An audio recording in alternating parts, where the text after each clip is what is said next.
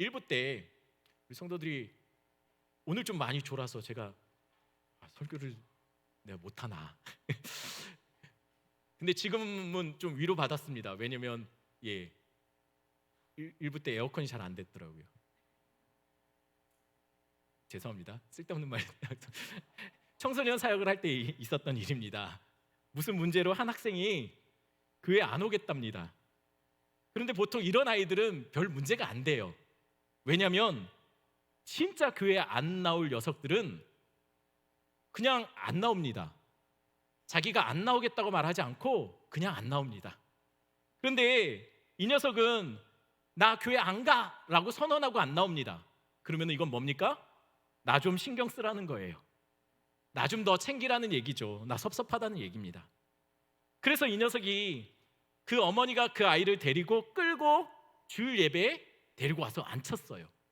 예배가 아직 시작되기 전이었습니다. 억지로 끌려온 아이, 그 모습이 어땠을까요? 예배당 제일 뒤쪽에 문 바로 앞에 앉았습니다. 언제든지 마음 불편해지면 뛰쳐가겠다는 얘기죠. 뒤에 앉았을 뿐만 아니라 이 녀석이 앞을 보고 앉지 않고 의자를 돌려서 벽 쪽을 보고 앉았어요. 그리고 벽을 보면서 이야기하기 시작합니다. 혼자. 에이! 분을 이기지 못하고 있는 거예요. 왜 이렇게 하고 있는 걸까요? 지금 나 화났다고 알리고 있는 겁니다. 나 화났으니까 그냥 놔두든지 나한테 좀 제대로 하라는 것이죠. 그래서 제가 어떻게 하겠습니까? 제가 옆에 가서 앉았어요. 그리고 이렇게 말했습니다. 야, 너 화난 거 알겠는데 그래도 지금 예배 시간이니 가까웠으니 예배 드릴 수 있도록 좀 돌아 앉든지 아니면 좀 앞쪽으로 앉을까? 라고 얘기했어요. 그랬더니 이 녀석이 제 말이 다 끝나기가 무섭게 벌떡 일어나더니 아이! 하면서 그냥 나가버렸어요. 나가자 바깥에 있던 어머니가 막 뛰쳐들어와서 저한테 아니 왜 어렵게 달래서 애를 데리고 왔는데 왜 아이를 쫓아내냐고 저한테 막 쏟아붓기 시작했습니다. 그런데 사실은 이렇습니다. 저 안 쫓아냈습니다. 제가 쫓아냈나요? 오히려 교회 더 안쪽으로 들어오라고 했죠. 저 안 쫓았습니다. 근데 어쩌겠습니까? 어머님이 쫓아냈대요. 그러니까는 그냥 어머니가 혼나고 있었어요. 그냥 조용히 다 듣고 있었어요.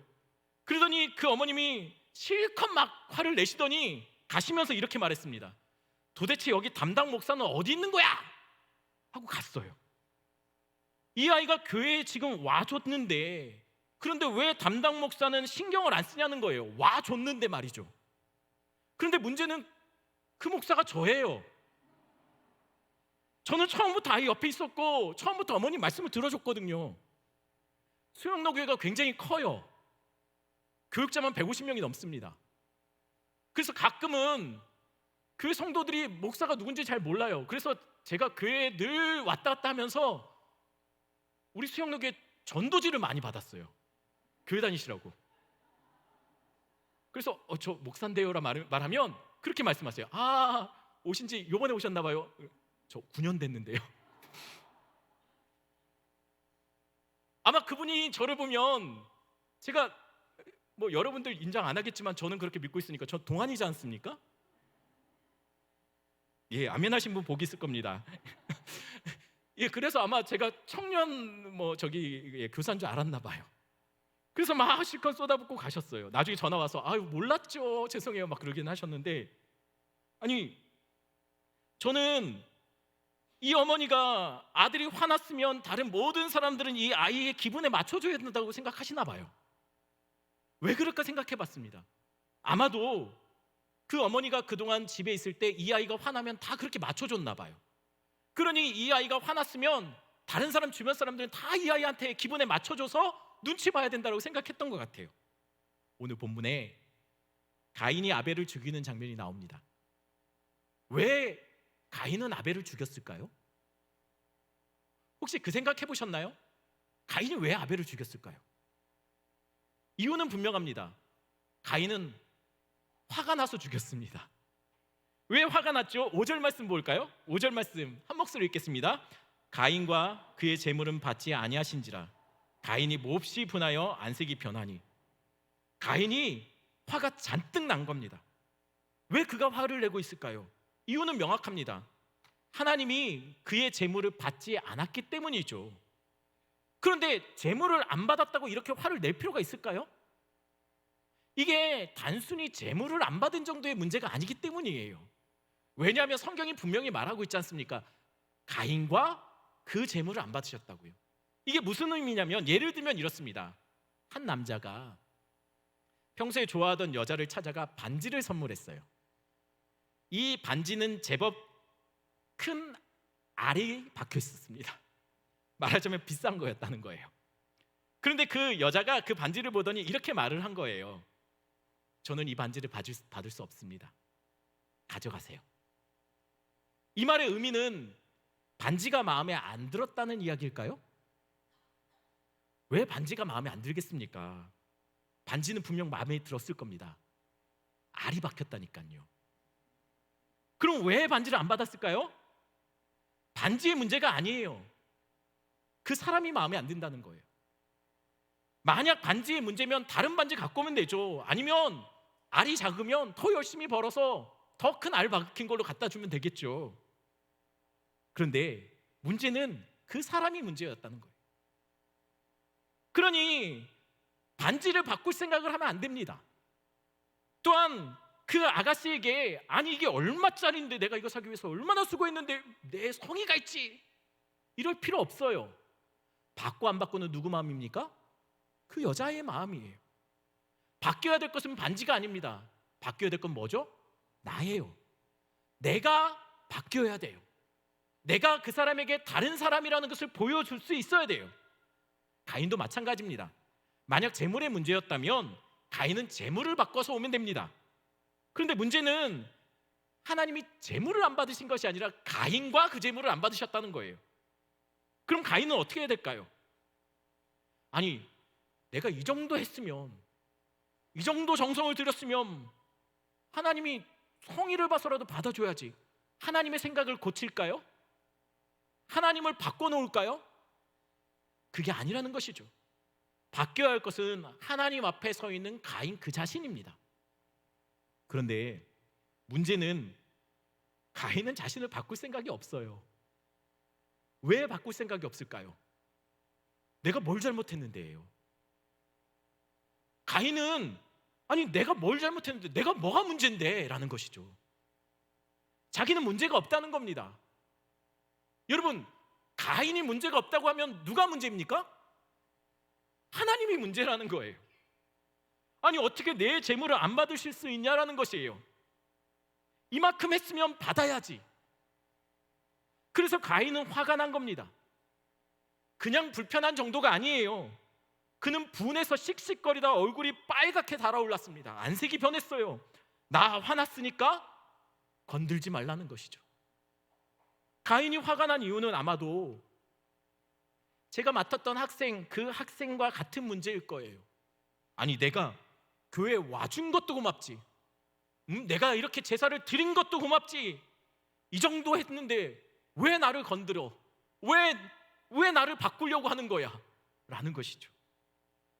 게다가 가인이 더 화가 나는 것은 자신의 제사는 거절됐는데 평소에는 진짜 아무것도 아닌, 마음에 안 들면 얼마든지 콕 쥐어박던 아벨, 이름마저도 아무것도 아님 헛됨, 허무라고 불려지는 이 아벨, 이 아벨의 제사가 하나님 앞에 받아들여진 거예요.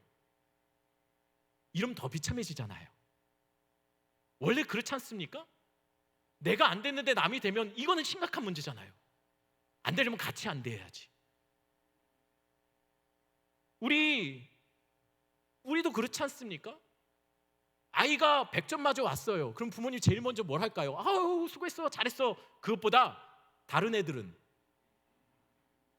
100점 몇 명이나 맞았는데, 아이가 50점 맞으면 우린 그러잖아요. 아니 다른 애들 시험 잘 봤니? 다들 그래? 이거 확인하지 않습니까? 그런데 걔만 50점 맞고 다 100점 맞았으면 이게 심각한 문제예요. 지금 가인이 화가 나는 건 그거예요. 아니 저 보잘것없는 녀석이 그 재물이 어떻게 받아들여지지? 내가 거절됐는데 나는 안 됐는데 라는 거예요. 저 녀석이 왜? 나는 왜 안 됐는데? 그래서 지금 가인은 하나님께 시위하는 겁니다. 그러니 다들 나 건들지 말라는 것이죠. 그런데 그냥 놔두면 되지 않습니까? 근데 하나님은 기어이 가인에게 다가갑니다. 그리고 6절 7절에 이렇게 말씀하시는 거예요. 같이 한번 6절 7절 말씀 한 목소리로 읽어보겠습니다. 여호와께서 가인에게 이르시되 내가 분하여 함은 어찌 됨이며 안색이 변함은 어찌 됨이냐. 내가 선을 행하면 어찌 낯을 들지 못하겠느냐. 선을 행하지 아니하면 죄가 문에 엎드려 있느니라. 죄가 너를 원하나 너는 죄를 다스릴지니라. 하나님이 가인을 건든 겁니다. 한마디로 말하면 네가 왜 화를 내는데? 네가 뭘 잘한 게 있다고? 그렇게 말씀하신 거예요. 만일 가인이 이와 같은 화를 내고 있다면, 가정에서였다면 다들 가인을 어떻게 대했을까요?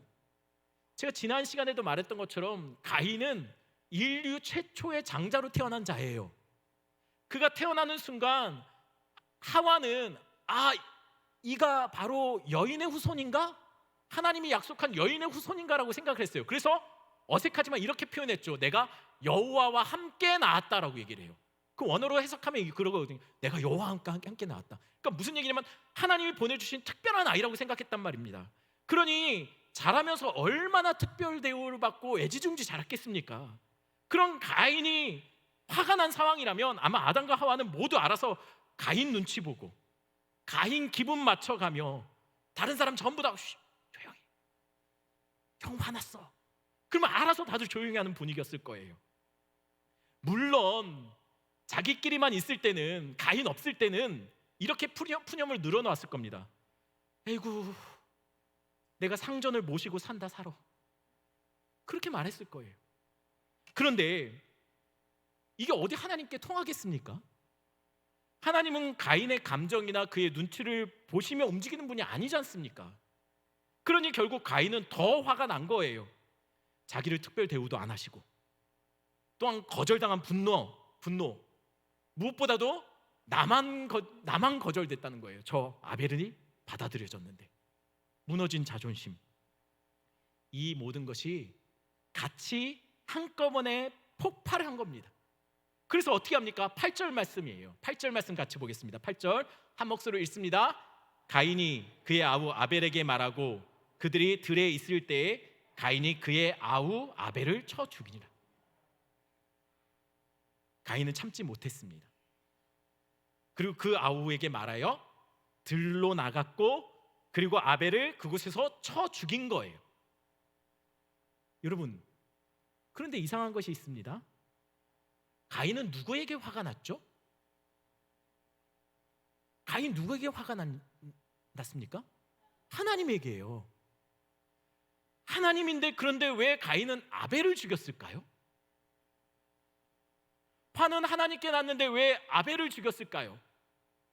진짜 가인이 그의 인생에서 없애버리고 싶었던 건 뭘까요? 하나님일 거예요. 그런데 하나님을 죽일 수 없으니 누굴 죽인 겁니까? 아벨을 죽인 거예요. 게다가 아벨이 그냥 존재 자체가 싫었나 봐요. 왜냐하면 요한일서에 그 이유에 대해서 명확하게 나옵니다. 요한일서 3장 12절 말씀을 제가 읽어드립니다. 가인같이 하지 말라. 그는 악한 자에게 속하여 그 아우를 죽였으니 어떤 이유로 죽였느냐? 자기의 행위는 악하고 그의 아우의 행위는 의로움이라. 어떤 이유로 죽였다고 말하고 있죠? 자기는 악한데 아벨이 의롭대요. 이 말이 무슨 말입니까? 아벨 옆에 서면 가인은 자기 죄가 드러난다는 거예요. 아벨을 보면 자꾸만 자신의 속에 있는 죄의 성정의 민낯이 그대로 드러난다는 거예요. 아벨을 보면 자꾸만 하나님께 거절당한 자신의 예배의 그 껍데기밖에 없는 그 형식적인 예배가 부끄러워진다는 거예요. 아벨을 보면 가인은 자꾸만 하나님의 말씀이 생각나서 그렇게 살지 못하는 자기 안에 마치 의로운 척, 괜찮은 척 하고 있지만 자신 안에 숨어있는 죄의 모습이 고스란히 드러나서 너무 부끄럽고 견딜 수가 없더라는 거예요. 그래서 죽였습니다. 옆에만 서면 화가 나서 죽였습니다. 옆에만 서면 내 죄가 고스란히 드러나는 것 같아서 부끄러워서 죽인 거예요. 여러분, 왜 바리새인들과 종교 지도자들이 예수님을 죽였을까요? 화가 나서 그렇습니다. 예수님만 보면 자꾸만 자신의 죄악이 생각나서 참을 수가 없었습니다. 예수님만 보면 말씀대로 살지 못하는 자신들, 아무리 선행과 율법을 지켜서 열심히 가려놓고 괜찮은 사람인 척 그렇게 포장해 놨지만 그 속 깊은 곳에 숨어있는 그 흉악한 죄의 민낯, 그것이 드러나는 것 같아서 견딜 수가 없어서 죽인 겁니다. 이상하게도 자신의 예배에는 아무런 감동과 은혜가 없어요. 멋진 성전에서 드리는데도 말이죠. 그런데 저 아벨 같은 것들, 소경과 절름발이, 아무것도 아닌 자들, 보잘것없는 저 세리, 과부, 갈릴리 촌부들, 이들은 예수님 앞에 서면 고침받고 감격과 은혜의 예배를 드리더라는 거예요. 우리 이 예루살렘 성전 멋진 곳에서 예배드려도 은혜가 없는데 그냥 열심히 형식에 따라서 예배만 드리고 있는데 오히려 저 이방인 애들, 아니 저 갈릴리 총구석에서 예수 앞에 선 자들은 변화되더라는 거예요. 은혜 받더라는 것이에요. 그러니 견딜 수가 없는 거예요. 화가 나는 것이죠. 여러분, 예수 앞에 서면 두 가지 반응이 나타납니다. 너무 싫든지 아니면 너무 부끄러워서 그 앞에 엎드려져 주님 나는 죄인입니다, 나를 떠나소서 하든지. 세상이 왜 교회를 싫어할까요? 저는 세상의 교회를 보면 자꾸만 자신의 죄악이 떠올라지고 자신의 마음속 깊은 곳에 숨겨놓았던 죄의 모습들이 드러나고 고발되는 것 같아서 그래서 교회가 싫어져야 된다고 생각합니다. 우리의 부끄러운 모습들, 우리의 욕심들, 우리 안에 여러 가지 교회 안에 보여지는 나쁜 모습들이 그것들 때문에 세상이 교회를 싫어하는 것이 아니라 말씀이 생각나서 자신의 죄가 깨달아져서 교회가 싫어져야 된다고 생각해요. 저는 세상이 우리 교회를 싫어하든지 아니면 너무 좋아하든지 둘 중에 하나여야 된다고 생각합니다. 어떤 이는 우리 교회를 보면 자꾸만 자신의 죄악의 모습이 생각나서 말씀이 깨달아져서 자꾸만 찔려서 우리 교회를 향해서 돌을 던지는 사람, 또는 우리 교회에 전화해서 항의하는 사람, 교회 욕하고 다니는 사람, 그런 사람이 나와야 된다고 생각합니다. 다른 한편으로는 우리 교회를 보면 하나님의 말씀이 떠올라서 자신들의 죄 때문에 우리가 어찌할꼬 하나님 앞에 통곡하며 엎드리고 회개하는 자들이 또한 일어나야 된다고 생각합니다. 복음 앞에 애매하게 중간에 반응은 없습니다. 복음에 싫어서 화를 내든지 아니면 그 앞에 엎드러지든지 해야 된다는 것이죠. 우리 교회를 보면 세상은 십자가가 생각났어, 말씀이 생각나서 그래서 교회가 너무 싫어지든지 아니면 교회 나올 수밖에 없든지 둘 중 하나가 일어나는 그런 교회가 되기를 축원합니다. 다들 좋아했으면 좋겠지만 복음이 제대로 전달되면 귀를 막는 사람이 나올 거예요. 복음이 제대로 전달되면 우리 죄 때문에 우리가 어찌할꼬 엎드려지는 사람이 나오는 것이죠. 그렇다면 가인은 아벨을 보면 죄가 생각나고 부끄러워졌다면 그러면 가인이 바뀌면 되지 않습니까? 아니, 동생을 죽일 필요 없지 않습니까? 부끄러우면 말씀 앞에 자신의 죄악이 보이면 내가 회개하고 내가 변하면 되지 않겠습니까? 그러니 문제는 가인이 진짜 문제라는 거예요. 왜냐하면 자기를 바꿀 생각이 없어요. 여전히 그는 내가 뭘 잘못했는데예요. 그래서 그는 내가 문제가 아니니, 나에게 문제가 없으니, 그러니 누가 바뀌어야 됩니까? 아벨이 죽어야 돼요. 아벨이 사라져야 돼요. 내가 문제가 아닌데 나를 문제로 만드는 이 아벨이 문제인 거예요. 그래서 가인은 아벨을 죽인 겁니다. 자꾸만 내 문제가 드러나니 인정하고 싶지 않아서 죽인 거죠. 근데 어디 가인이 진짜 아벨을 죽이고 싶었겠습니까? 가인이 정말 없애고 싶어한 건, 자기 인생에서 지워버리고 싶었던 건 하나님이죠. 그런데 이런 가인에게도 하나님은 찾아오시더라는 거예요. 그리고 이렇게 묻는 것이죠. 9절 말씀 같이 봅니다. 9절 말씀입니다. 한 목소리 읽습니다. 여호와께서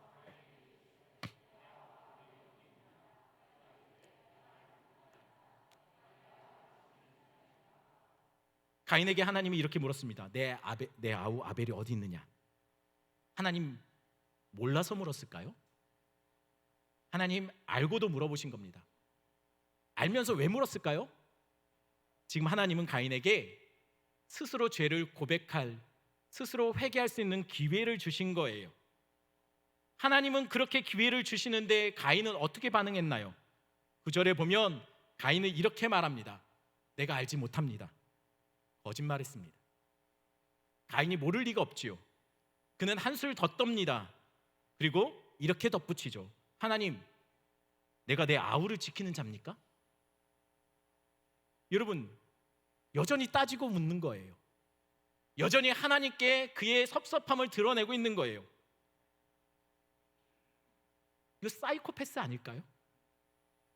친족살인, 시체 유기, 거짓 진술, 책임 전가, 이 정도면 가망 없는 사람 아닙니까? 가인은 아벨을 죽였지만 여전히 그가 피해자인 듯 다른 대상을 향해서 분노를 쏟아놓고 있어요. 혹시 그의 모습 속에 동생을 죽인 것에 대해서 아주 조금의 죄책감이나 후회, 부끄러움, 이런 모습이 혹시 보이시나요? 여러분, 전혀 그런 느낌이 없습니다. 이것은 뒤에 이어지는 대화 속에서도 계속 나타나요. 10절 말씀입니다. 10절 말씀 한 목소리 읽습니다. 이르시되 내가 무엇을 하였느냐? 내 아우의 핏소리가 땅에서부터 내게 호소하느니라. 너 정말 모르니? 그런데 왜 내 아우의 핏소리가 땅에서 내게 호소하고 있지? 너 동생에게 무엇한 거야? 하나님은 계속 되묻고 있는 것이죠. 말하라는 거예요. 고백하라는 거예요. 그리고 하나님은 이렇게 판결하십니다. 11절 12절 말씀 제가 읽어드립니다. 땅이 그 입을 벌려 내 손에서부터 내 아우의 피를 받았은즉 내가 땅에서 저주를 받으리니 내가 밭을 갈아도 땅이 다시는 그 효력을 내게 주지 아니할 것이요 너는 땅에서 피하며 유리하는 자가 되리라. 첫 번째 선고입니다. 땅이 그 열매를 이전만큼 주지 않을 거라는 거예요. 두 번째입니다. 너는 이제 땅을 피해서 다니고 유리하며 방황하며 안주하지 못하는 자가 될 것이라는 겁니다. 여러분, 이 벌이 어떻습니까? 할만합니까? 가인은 농부입니다. 농사꾼이 땅을 갈아도 땅에 열매가 맺혀지지 않는다면, 농사꾼이 열심히 밭을 갈아서 황무지를 개간해 놨는데 한 곳에 안주하지 못하고 이곳저곳 떠돌아다녀야 된다면 이거는 쉽지 않은 문제일 겁니다. 그래도 말입니다. 가인이 한 죄에 비해서 이것은 어떻습니까? 하나님이 가인을 살려주셨다면 사실 이거는 굉장히 가벼운 벌일 거예요. 그런데 가인은 이 벌에 대해서 어떻게 생각하고 있을까요? 13절 말씀 한번 같이 읽어봅니다. 13절입니다. 한 목소리 읽습니다. 가인이 여호와께 아뢰되 내 죄벌이 지기가 너무 무거우니라. 너무 무겁답니다. 너무하신 거라는 거죠. 가인은 정말 자기가 뭘 잘못했는지 알고는 있을까요? 죽은 아벨에게 미안함이 있느냐라는 것이에요. 만약 있다면 그는 정말 자신의 벌이 너무 무겁다라고 그렇게 말하지 못할 겁니다. 그는 여전히 피해자예요. 여전히 다른 사람이 나를 힘들게 한 것이죠. 그래서 14절에 이렇게 덧붙여 말해요. 14절 말씀 제가 읽어드립니다. 주께서 오늘 이 지면에서 나를 쫓아내시온즉 내가 주의 낯을 배웁지 못하리니 내가 땅에서 피하며 유리하는 자가 될지라 무릇 나를 만나는 자마다 나를 죽이겠나이다. 가인은 하나님께 이렇게 말해요. 당신이 나를 지면에서 내쫓고 있습니다. 하나님 정말 쫓아내셨나요? 하나님은 땅이 앞으로 땅에서 좀 힘들어질 거라고는 얘기했지만 쫓아내지는 않으셨어요. 그런데 그는 스스로 하나님을 떠나면서 자신이 선택한 결과이면서도 하나님께 책임을, 하나님 탓을 하고 있다는 거예요. 그는 안 변할 겁니다. 변하는 사람은 자기가 뭘 잘못했는지 아는 사람이죠. 그런데 그는 여전히 자기에게 문제가 있다고 생각하지 못합니다. 게다가 가인의 참 뻔뻔함이 여기서 또 나타나요. 이렇게 말하고 있는 거죠. 무릇 나를 만나는 자마다 나를 죽이겠나이다. 가인이 왜 이 말을 하나님께 했을까요? 하나님, 누가 나를 죽이려 하는데 나 좀 어떻게 좀 보호해 주세요 라고 요청하는 거예요. 아니 여러분, 자기가 한 일은 생각 못하고 자기 몸만 생각해요. 하나님께 어떻게 이런 요구를 할 수가 있습니까? 뻔뻔하지요. 그런데 그 뻔뻔함을 잠깐 뒤로 두고, 여러분, 이 구절이 좀 이상하지 않습니까? 무릇 나를 만나는 자마다 나를 죽이겠나이다. 이 구절 안 이상한가요? 이게 안 이상하면 그게 이상한 건데, 왜냐하면 누가 가인을 만나서 가인을 죽인다고 가인은 걱정하고 있는 걸까요? 아직도 안 이상하십니까? 아벨 죽였죠? 그럼 누가 남았습니까?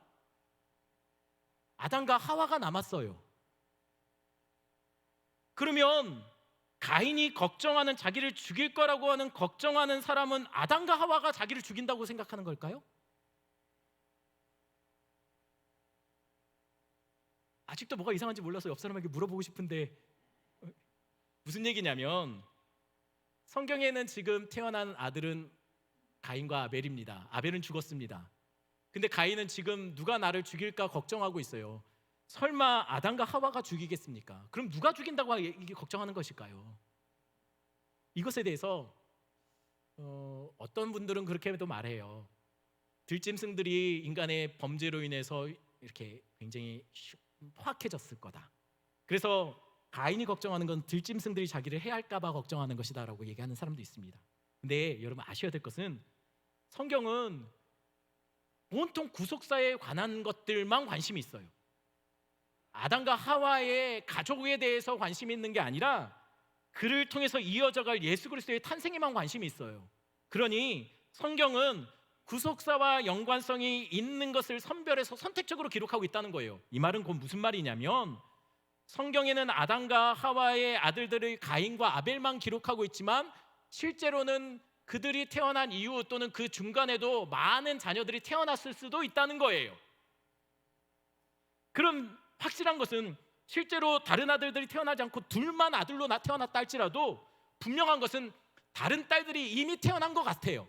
왜냐하면 이것 때문에 가인이 아담과 하와를 떠나서 아마 따로 지낸 것 같아요. 근데 4장 17절에 보면 가인이 아내와 동침하여 아들을 낳았다라고 기록합니다. 그러면 아내는 누굽니까? 아무래도 아담과 하와의 딸들이거나 또는 다른 자녀들 중에 또 자녀들 중에 낳은 사람이겠죠. 이거 아니더라도 힌트는 또 있습니다. 가인과 아벨이 각각 제사를 드렸다는 거예요. 대개 당시 문화는 제사는 족장들이나 가족의 대표가 드립니다. 그런데 그렇게 상식적으로 본다면 제사는 누가 드려야 됩니까? 아담이 드려야 돼요. 그런데 오늘 본문에 보니까 가인과 아벨이 각각 제사를 드리는 장면이 나와요. 그렇다면 이 말은 무슨 의미일까요? 그들이 각각 결혼을 해서 한 가문을 이루어 살고 있었다라는 이야기가 되는 거예요. 그렇다면 가인이 나를 만나는 자마다 나를 죽일지 모르겠습니다라고 걱정했던 그들은 누굴까요? 아벨 죽였잖아요. 아벨의 친족들이 자기를 피해 보복을 하려고 어쩌면 찾아와 복수를 할지도 모른다라는 것이 걱정됐던 거예요. 그게 아니더라도 아담과 하와의 후손들, 자녀들 중에 형제들이 같은 형제를 죽인 이 가인의 흉악함에 대해서 복수할지도 모른다라는 걱정을 했다는 것이죠. 그래서 가인은 아벨을 죽여놓고 하나님, 누가 날 죽이려고 하면 어떡하죠? 자기 몸을 걱정하는 거예요. 아벨에 대한 일말에 찔리고 미안하고 그런 마음이 조금도 보이지 않아요. 자기 몸만 걱정하고 있어요. 만약 가인이 저에게 하나님에게 했던 부탁을 고스란히 저에게 그대로 했다면 저는 이 가인에게 이렇게 말했을 거예요. 내가 너를 지키는 자냐? 하나님도 사실은 내가 아벨을 지키는 자입니까? 라고 퉁명스럽게 말했던 그 가인의 모습을 보면 어라? 그래, 나도 너한테 어떻게 하나 보자. 내가 널 지키는 자냐? 이렇게 말하실 수 있을 거예요. 그런데 15절에 어떻게 말합니까? 15절 같이 읽어볼까요? 15절입니다. 여호와께서 그에게 이르시되 그렇지 아니하다. 가인을 죽이는 자는 벌을 7배나 받으리라 하시고 가인에게 표를 주사 그를 만나는 모든 사람에게서 죽임을 면하게 하시니라. 만나는 자들이 나를 죽일 것 같습니다. 그렇게 말하는 가인에게 하나님은 이렇게 말씀하세요. 그렇지 않나. 가인을 죽이는 자는 벌을 7배나 내가 더하게 할 거야. 그리고 가인에게 말로만 한 게 아니라 아예 표를 주어서 그를 만나는 모든 사람에게 죽임을 당하지 않게 이 말도 안 되는 죄인을, 이 도무지 바뀔 가망성이 없어 보이는 이 죄인을 하나님은 보호해 주시더라는 거예요. 여러분, 이렇게 할 필요가 있습니까? 살인자예요. 아벨을 향해서 쏟아부었던 그의 살인은 사실은 하나님을 향한 것이었습니다. 그럼 가인은 죽어야 돼요. 그런데 이렇게 표까지 주어서 하나님은 그를 살리더라는 거예요. 이게 뭡니까? 이걸 뭐라고 설명해야 될까요? 은혜지요. 자격 없는 자에게 주어지는 게 은혜 아닙니까? 가인에게 이런 것이 주어졌다면 이게 은혜지요. 그럼 이 표는 도대체 무엇일까요? 여기서 표를 주셨다는데 이 표가 뭘까요? 이것에 대해서도 많이 얘기가 있어요. 표에 누구든지 이 표를 보는 자마다 가인을 손대지 말 것이다. 창조주 하나님 사인 딱 해주셨을까요? 이때 당시 문자가 기록된 때가 아니에요. 문자가 없던 때입니다. 하지만 하나님께서 표를 주셨다라고 얘기해요. 뭔지는 모르지만 하나님은 이 표를 주면서 그때 당시에 존재하던 사람들에게 가인에게 표를 줬는데 그 표를 보게 되면 그를 건들지 말라라고 얘기했을 거예요. 성경에는 표를 주셨다라고 우리말 성경에는 그렇게 번역되어 있지만 원어상으로 보면 이거는 이렇게 번역해야 맞습니다. 표를 주셨다가 아니라 표를 세우셨다. 원어는 주셨다가 아니라 세우셨다가 맞습니다. 하나님께서 가인을 위해서 표를 세워주신 거예요. 가인에게 살 소망으로 이 표를 세워주신 겁니다. 그렇다면 가인은 살기 위해서 어떻게 해야 됩니까? 이 표를 세워놓고 그 근처에 머물러 있어야 됩니다. 이 표에서 멀어지면 안 돼요. 죽을 죄인이지만, 그래서 죽어 마땅하지만, 도무지 변하지 않을 가인이지만, 그럼에도 이 표가 세워진 곳에 있다면 가인은 살 수 있었을 거예요. 사람들은 이 표를 볼 때마다 그렇게 생각했겠죠. 아, 저기 아벨 죽인 자, 아벨의 핏값을 치러야 되는, 마땅히 죽어야 될 죄인이 저기 산다라고 생각했을 거예요.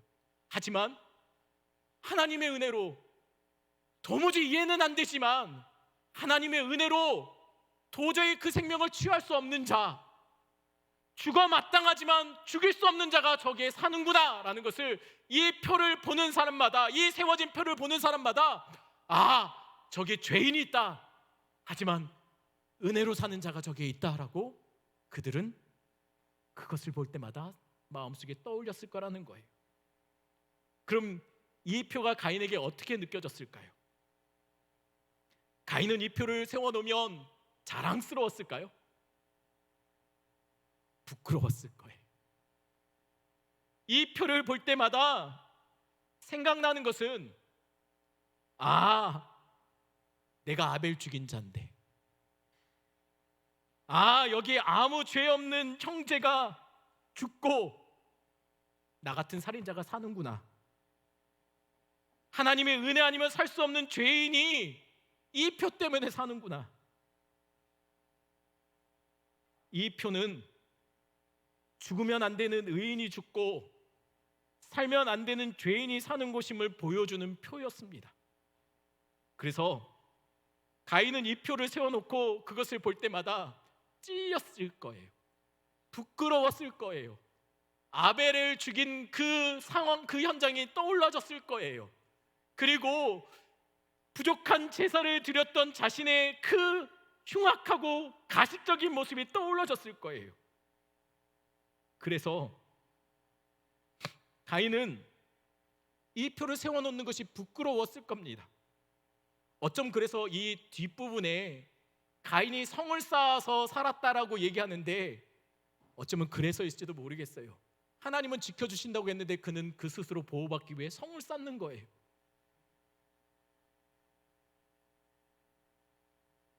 어쩌면 가인은 이것이 세워질 때마다 아벨이 떠올려지고 자신의 죄가 떠올려서 부끄러웠을 겁니다. 이 표는 곧 아벨이 죽인 그 피를 내 몸에 품고 살아가는 것 같아. 하나님이 끊임없이 이 표를 볼 때마다 나에게 말씀하고 있는 것 같아요. 너는 죄인이야. 너는 아벨 죽인 자야. 그럼에도 너는 은혜로 사는 자야 라고 말씀하시는 것 같아서 어쩌면 마음이 불편했을 겁니다. 그러나 그렇게 하는 것이 죄인인 그가 살 수 있는 방법입니다. 소망 없는 죄인이라도 그 세워진 표가 그를 지켜주는 거예요. 우리가 그렇다는 거예요. 십자가에서 멀어지지 않아야 우리가 산다는 거예요. 비록 가인같이 변하지 않는 우리라도 하나님이 주신 그 표, 우리를 위해서 세워준 그 구원의 표인 십자가에 머물러야 우리가 삽니다. 비록 그 십자가를 볼 때마다 우리의 죄가 떠올라지고 우리의 부끄러움이 드러나고 그것을 볼 때마다 우리가 예수 죽인 잔데, 우리가 예수 죽인 잔데 그런 마음이 떠오른다 할지라도 그 십자가 붙잡아야 우리가 삽니다. 자꾸 십자가 앞에 내 죄가 폭로되어지는 것 같고 십자가 앞에 설면 내가 얼마나 흉악한 죄인인지 나 때문에 죽은 예수 그리스도의 십자가를 생각할 때마다 너무 부끄럽고 너무 죄송하지만 그래도 그 십자가 밑에 거해야 사는 거예요. 그 십자가가 우리를 구원해 주죠. 사단이 아무리 우리를 고소하고 우리의 죄를 정죄한다 할지라도 십자가 밑에 서면 우리가 사는 거예요. 왜냐하면 그 십자가에서 죽을 수 없는 예수님이 죽었고 죽어야 할 우리가 살았기 때문입니다. 이것을 우리는 은혜라고 고백합니다. 고린도후서 4장 10절 말씀 한 목소리로 같이 읽겠습니다. 우리가 항상 예수의 죽음을 몸에 짊어짐은 예수의 생명이 또한 우리 몸에 나타나게 하려 함이라. 우리는 항상 예수 그리스도의 죽음을 몸에 짊어진 듯 살아가야 합니다. 내 안에 가인 같은 모습이 교만이 일어날 때마다, 내 안에 여전히 변하지 않는 모습, 고집이 안 꺾이고 뻣뻣하게 버틸 때마다, 그때마다 우리가 해야 될 것은 십자가 앞에 나를 세우는 거예요. 십자가를 볼 때마다 나는 예수 죽인 자인데, 나 때문에 예수 그리스도가 죽으셨는데, 그 앞에서 다시 한번 나를 거꾸라뜨리고, 주님, 나는 은혜 아니면 살 수 없습니다. 하나님, 죄인임에도 불구하고 나는 십자가 때문에 삽니다. 난 아무것도 아닌 자입니다. 이렇게 고백하시는 여러분 되기를 간절히 축원합니다. 이 찬양 같이 부르겠습니다. 험한 십자가 능력 있네.